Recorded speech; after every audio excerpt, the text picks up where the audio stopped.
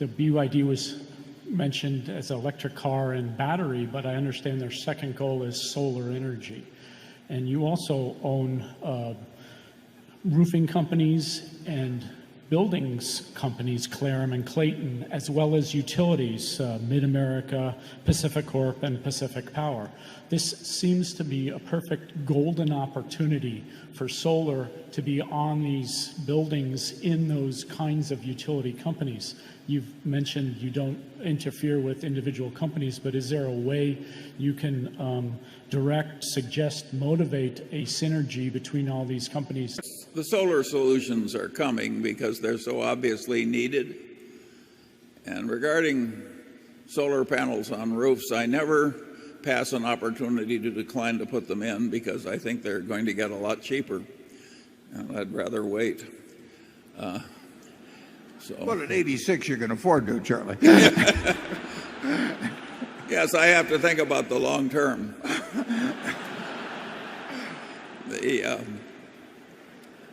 And I'm going to miss you terribly. Touché.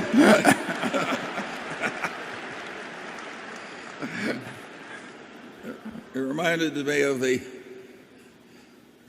wife, and the husband said, "Will you still love me if I lost all my money?" And she says, "Yes, I would always love you, but I would miss you terribly." Well, the solar is coming because we have no other practical alternative. And it should be regarded as a very good thing, because what in hell would modern civilization do if we had no alternative to fossil fuels? That would be a really serious problem. And so, of course, the cities that are choking to death in their own poisonous air are going to go to electric cars, and we're going to get a lot more renewable energy from the sun. I'm also quite negative about growing corn in America using fossil water and fossil fuels in order to burn up in automobiles. That is a stunningly stupid idea, and another example of how our politicians have failed us. But I am enormously optimistic about what is going to happen. Our politicians will eventually create a big electric grid that's way better than what we have now. We'll eventually have the energy we need, and we will be way better for it. And it's wonderful that these technical problems are proving solvable.